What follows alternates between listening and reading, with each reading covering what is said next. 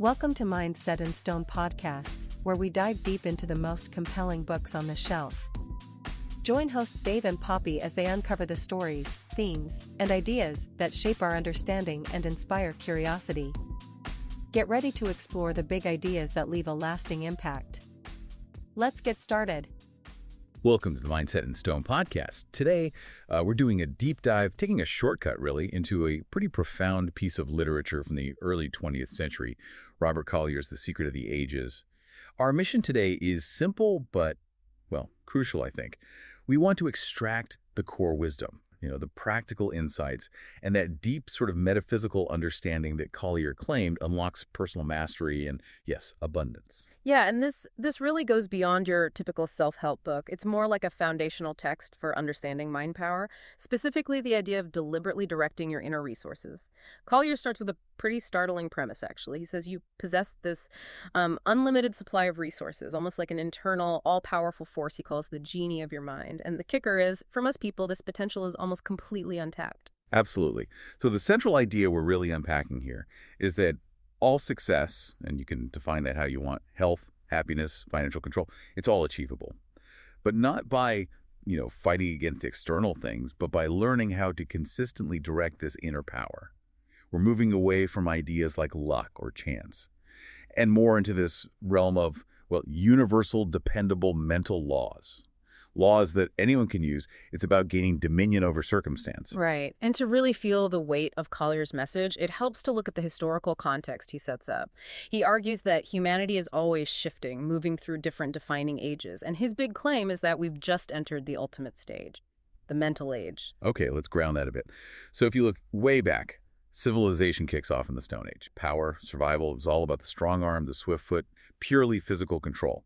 If you wanted something, you basically just took it, assuming you were stronger. And that evolved into what he calls the Iron Age. This was marked by inventions, machines, controlling physical resources. It wasn't just raw strength anymore. Now it was about who had the best weapons, the strongest forts, the technology to control land. Still physical control, but, mediated by tools. Then came what Collier terms the Golden Age. And here the measure of power shifted to money. Riches, wealth, that became the main indicator of status, replacing brute strength or weapons. But, and this is important, even in this golden age, people without wealth, the masses, they were still trapped. They just swapped the slave driver's whip for, the equally grim realities of poverty, lack, economic limitation. And that's precisely why the mental age, according to Collier, is the real game changer. This is the era where those external factors, inherited wealth, your family name, physical power, they stop being the primary drivers of success. Mental development becomes the key, the only key, really. It sounds like the ultimate democratization of opportunity then. Collier argues that in this mental age, even the, quote, lowliest person in the land, if they awaken and harness their mental resources, they can rise up. They can achieve a position right alongside the highest, regardless of where they started financially or socially. The power shifts entirely inward. But this shift also shines a light on what Collier saw as the biggest tragedy of modern life, what he calls the Great Waste. He points right to that famous estimate from the Harvard psychologist, Professor William James. James suggested the average person uses only about 10%, maybe even less, of their actual mental power. 10%. Just pause on that for a second. It means we're walking around with this, unlimited internal capacity. A huge untapped reservoir of intelligence, creativity, problem-solving ability. And yet most of us are okay just running on low gear, as Collier puts it. He thinks this is why so many people feel stuck, living lives not much more fulfilling than, animals when they actually possess these godlike powers slumbering within us. Yeah, and he's not just being dramatic. It points to a basic contentment with just using our surface energy. We rely on our physical senses, our everyday reasoning, that's the 10%, and we totally ignore this incredible reserve strength that's always there. Collier calls this reserve the invincible life principle. What's really interesting is how he connects this seemingly spiritual idea to, concrete biology. The life principle isn't just wishful thinking. It's that adaptive, built-in force always working inside us, keeping balance, asserting itself when needed. Exactly. You see it in your own body every day. Like when you start some intense exercise or heavy labor, your muscles protest at first, right? They're weak, they ache. But the life principle doesn't just let you fail. It strengthens those muscles, toughens them up to meet the new demand you've placed on them. It adapts. Or think about calluses. If you start doing manual work, your hands might blister initially. But if you keep at it, the life principle doesn't let the skin just wear away. And it's this inherent reliability that makes the life principle totally different from, say, fickle luck. Luck is unpredictable. Often seems to favor those who need it least, right?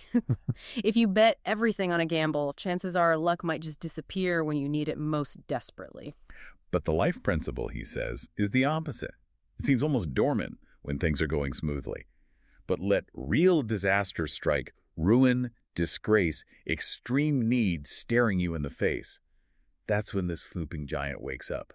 It asserts itself with its greatest power and this is the crucial part, if you call upon it with absolute certainty, it's like the runner's second wind. Yeah, or the athlete's hidden reserve. And to really hammer home just how massive this internal power is, Collier tells that story from W.L. Kane. It perfectly illustrates activating this genie of your mind. It's the story of two young boys, just 16 and 18. They were faced with this incredibly urgent situation, lifting a massive log off their trapped younger brother. Right, and Kane, who saw it happen, mentioned that the log was so huge that the next day 4 grown men, including the 2 boys, another man, and Kane himself, they tried to lift just the end of it. And they couldn't even budge it. They needed tools later. So the question is, how did those 2 teenagers manage a feat of strength that 4 adults couldn't replicate later in a calmer moment? Collier's answer is purely mental. They focused all their thought, all their energy entirely on the urgent need. They didn't stop to wonder if they could do it. They didn't let doubt or fear creep in for even a second. That lack of internal resistance, that's the key point here, isn't it? They weren't thinking about the log's weight. They were focused entirely on the results saving their brother, because they poured all their energy into that single purpose, never doubting, never fearing, as Collier writes, the genie answered. It gave him the strength not of 2 average guys, but maybe of 10. And this incredible reserve power, it's always there, always ready to serve you. Doesn't matter if you're running a huge company or just trying to find your first job. The greater the need, the more readily it responds. But it asks for just one thing, that you call upon it without doubt, without fear, with total conviction. Okay, so that immediately brings up a really critical question for anyone listening. If that power exists and it's turned on by this absolute single-minded focus, does that mean we have to wait for a crisis, disaster, a log crushing someone to access our full potential? Is there a way to, preemptively and consistently tap into that reserve without needing a life or death situation? That's exactly the challenge Collier tackles next. His whole framework is designed to bypass the need for external crisis. He teaches us how to deliberately engineer that same mental state, that singular focus, zero doubt in everyday life. And to do that, we need to understand the internal wiring, so to speak. He gives us a clear map of the mind, dividing it into 3 crucial pillars of power. Understanding how they work together is key. Right, those 3 pillars. The conscious mind, the subconscious mind, and the universal mind. So, if the superhuman strength in the log story was the visible result, these 3 are like the engine room and the transmission system that delivered it. Okay, let's start with the conscious mind. This is the part we usually identify with. It's our reasoning, analytical mind. The part that uses and governs the 5 physical senses. We use it for daily decisions, judging, discriminating. But in Collier's model for personal mastery, its main role is singular and protective. It's the gatekeeper. Like a porter at the door. It acts as this critical filter, controlling every message, every thought, image, suggestion that gets allowed past the threshold, allowed to impress the much more powerful subconscious mind. This is where the idea of mental vigilance really comes in. Yeah, think about it like a military operation. If you want good results from the powerful force inside your subconscious, you can't have the general, your conscious self, spending all his time worrying about the enemy, or distrusting his own plans, or constantly second-guessing the mission. So the crucial rule Collier sets out is absolute. Your conscious mind must focus its thoughts exclusively on the goal you desire, and it has to forcefully, vigilantly slam the door shut on every suggestion of fear, worry, anxiety, illness. Because if your gatekeeper is full of fear, letting doubt and negative ideas slip through, then the powerful worker below, the subconscious, it just can't produce the positive results you want. Right, and this is where we really need to understand the power of what's called autosuggestion. Every thought you dwell on, every anxiety you replay in your head, every limitation you just accept from others, that's an instruction being sent inward. The conscious mind's job is basically quality control for that information stream, making sure only high-quality, positive, desired outcome suggestions get impressed. Okay, so if the conscious mind is the gatekeeper and the general, then the subconscious mind, That's the master calculator, the ultimate worker bee. This vast hidden power, like 90% of our mental life, operating automatically, efficiently, without judgment. Its capabilities are just staggering when you think about it. I mean, consider just the complexity of keeping your body running. Could the world's greatest scientist calculate, minute by minute, the exact amount of water, salt, trace minerals needed in your bloodstream to maintain the right specific gravity? And how rapidly those proportions need to change if you suddenly jump up and sprint? It's an impossible feat of real-time chemistry and logistics. Yet, our subconscious mind does this constantly, automatically. It oversees digestion, assimilation, glands, repairs.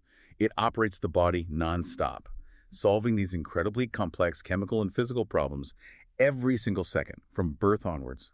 And the key difference in how it operates is this. The subconscious mind doesn't reason inductively. It doesn't look at external facts and draw its own conclusions about what's smart or foolish.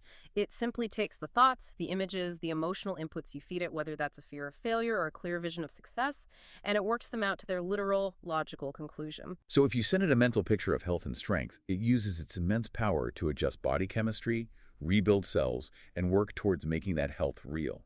But if the conscious mind keeps sending vivid, emotionally charged messages of fear, fear of getting sick, fear of financial ruin, the subconscious, being totally non-judgmental, will just execute that plan instead. It will work to manifest the disease or the poverty. Exactly. And this master calculator, the subconscious, it's also the direct link, the connection to the third and highest power, the universal mind. This is what Collier also calls the infinite, the subliminal mind, the omnipotent source, the origin of all supply, all knowledge, all creative power. Wow. Okay, that concept really opens up the idea of our potential being limitless, doesn't it? Yeah. Collier uses that beautiful analogy. Your individual mind is like a single drop of water. That one drop, tiny as it is, has all the same properties, the same chemical makeup, the same salt percentage as the vast, boundless ocean itself. The only difference is scale, volume. Right. So by understanding this connection and working in harmony with the universal mind, we essentially tap into its creative wisdom and power. This is the source of the blueprint for all creation. Collier reminds us everything that exists materially started as an idea first. Even before, say, cosmic dust could form a planet, there had to be a perfect idea, a model, a blueprint for it to follow. And our conscious, focused thought that forms our individual blueprint, our earnest, consuming desire. When we hold it with unwavering purpose and belief, that creates the mental image. And then universal intelligence, working through our subconscious, gets to work manifesting that image in our reality.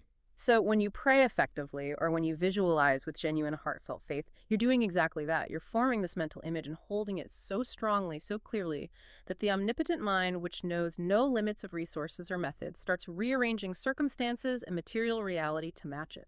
Which implies, if you're experiencing any kind of lack, poverty, sickness, despair, it's not because the universal source is holding back. The power is always there, all around us, like the sea around a fish. Your lack exists either because you don't truly believe this power is yours to use, or you don't understand the mechanics of how to successfully transmit that blueprint. Exactly. And to understand the transmission part, we have to challenge some of our basic assumptions about the physical world. Collier was writing during a time of huge shifts in science, early 20th century physics, and he directly connects his mental theory to those radical new insights. Right. Let's talk about matter itself. We instinctively feel like a table or a log is solid, real, concrete. The old materialist view was nothing exists but matter. But Collier, leaning on the science of his day, argues that matter isn't solid reality at all. In fact, he says science was starting to explain matter by, well, explaining it away. Think about the atomic models coming from people like Rutherford, Einstein back then. Science started telling us that matter is made of tiny particles, atoms, which break down further into protons and electrons.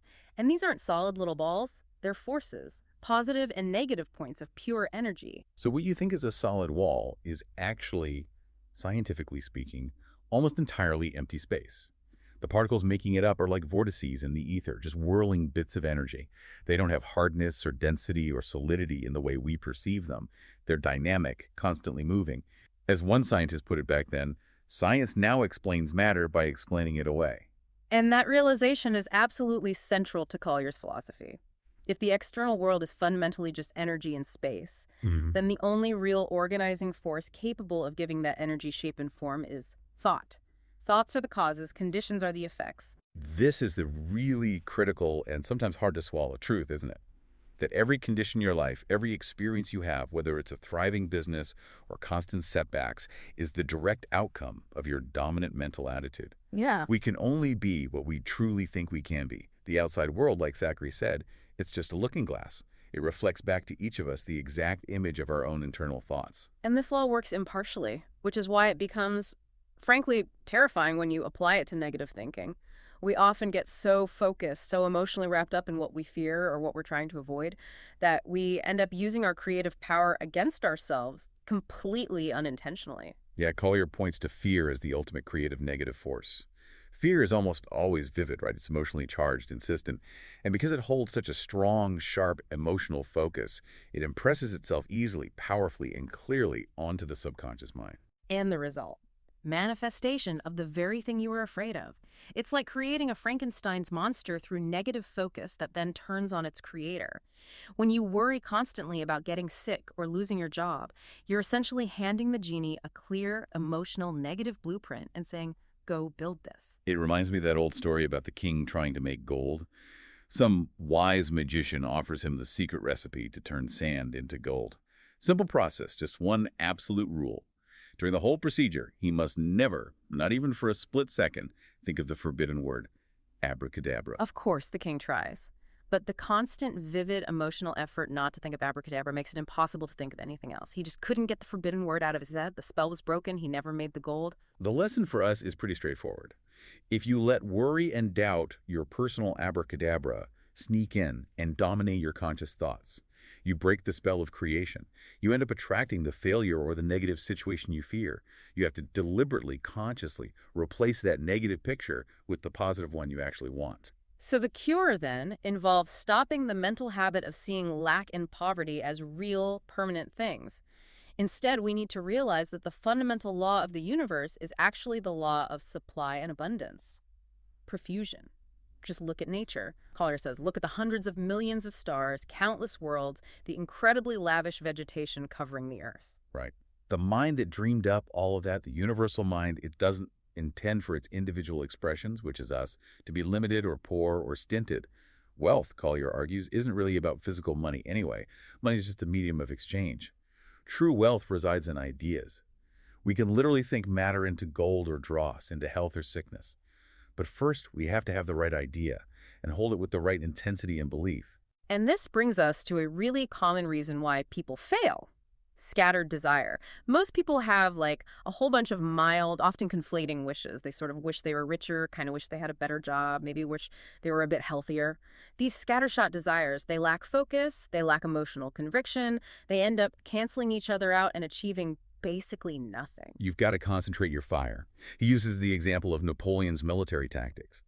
Napoleon's success often came from concentrating his artillery fire at the one single critical point of attack, achieving overwhelming force right there, even against a bigger enemy who spread their fire out too much. Exactly. Or think of a magnifying glass in sunlight, scattered sun rays over a large area, just mild warmth, nothing happens.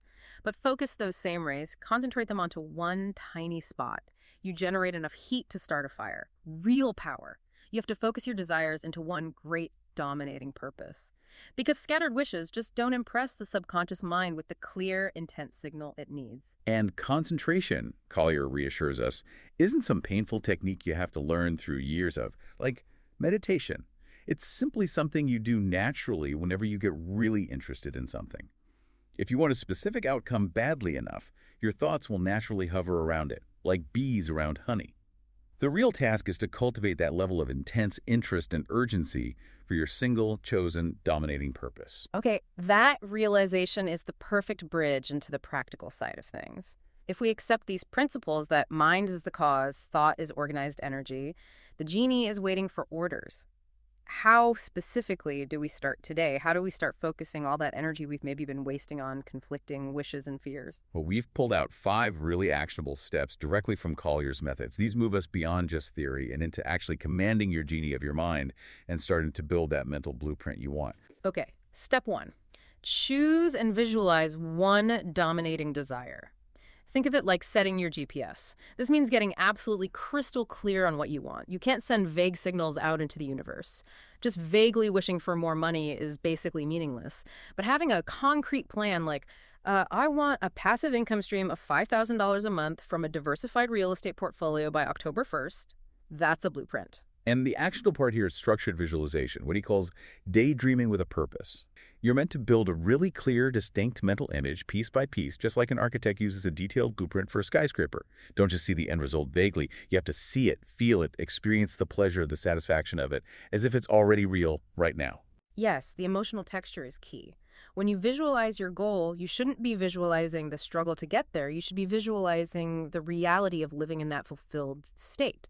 So if your goal is a specific house, mentally walk through it. Feel the carpet underfoot, smell the air, hear the sounds of your family laughing inside. It's this intense sensory, emotional detail that really impresses the subconscious mind, regardless of how hard it might seem to acquire it physically right now. Okay, step 2. Belief is the activation key. The faith factor. This is often where people stumble, isn't it? You can visualize all day long, but if deep down there's doubt, the subconscious will just execute the doubt, not the beautiful image. Absolutely. Collier drills down on the core law here, which needs to be internalized. Believe that you receive it and ye shall have it. Notice the tense. Believe that you receive it. Present tense, happening now.